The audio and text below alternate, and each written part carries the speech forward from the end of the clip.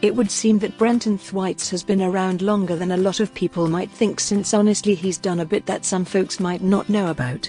Even the movies that have been a big deal within the movie industry and have involved him seem to be among those that some people might not know, but then again there are some that, despite how good or bad they were deemed, did feature him rather prominently.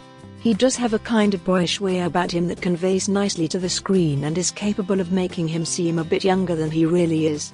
Granted, he hasn't yet reached his 30s, but it still seems as though he's a great deal younger.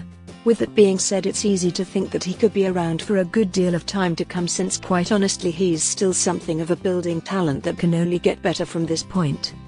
Here are 5 of his best movies.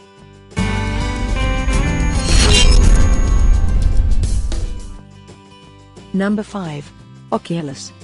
This is the kind of movie that stands as a stark realization that it might be best to simply leave well enough alone. Tim and Kaylee experience a horrific loss as their mother and father are both consumed by madness brought on by a possessed mirror that is set in their father's office, and as a result their parents end up dead and Tim is sent to a mental institution. Years later, Kaylee finds the mirror and attempts to understand what happened to them all that time ago, only to have the presence awaken again and take control of her and Tim. In the end, Kaylee's life is claimed by the mirror's evil and Tim is once again taken into custody. Number 4. Gods of Egypt. For entertainment purposes, this movie was fun since it took Egyptian mythology and completely embellished on it. Maybe that's why people didn't like it, plus the calls of whitewashing weren't too far off the mark, since Gerard Butler, Nikolai Coster-Waldau, Geoffrey Rush, and of course Brenton looked nothing like ancient Egyptians, which was kind of a sticking point. But honestly, the relationship between the gods and mortals was something that might send shockwaves among society in many ways if a person was to ever really give it any serious thought. It was given a firm thumbs down, but it was still a fun movie. Number 3. Pirates of the Caribbean, Dead Men Tell No Tales. It's possible that Stranger Tides did worse than this movie, but The Legend of Jack Sparrow seemed best left alone after the third movie, since quite honestly it's all been downhill since then.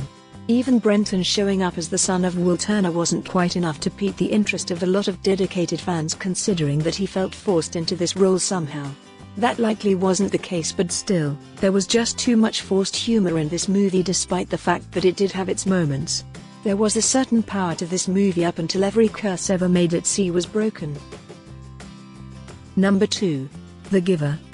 Imagine a utopia where all pain is gone, but then think about this fact. So is a lot of personal freedom. This is a world in which the survival of the species is the only matter of importance, and stifling everything else that makes us human is seen as necessary, since otherwise the negative emotions that help to bring the species to near ruin could emerge again.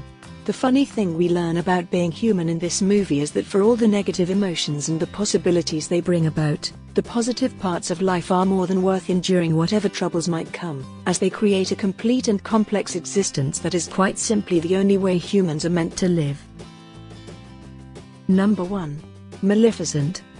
There are definite points for this movie in that it took a character we knew to be evil from a previous movie and gave her a backstory that explained why she became the way she did.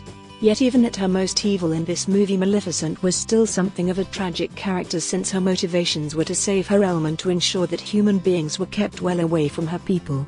The second movie that's coming eventually is bound to show more of the same, but she seems to go full evil this time, showing that she's earned the distinction of being the villain with more than just a bad attitude and imposing look. Brenton has managed to star in some very impressive movies to date, and it would seem that he's only gaining in popularity as he goes along. Perhaps one of these days he'll be a leading man without question.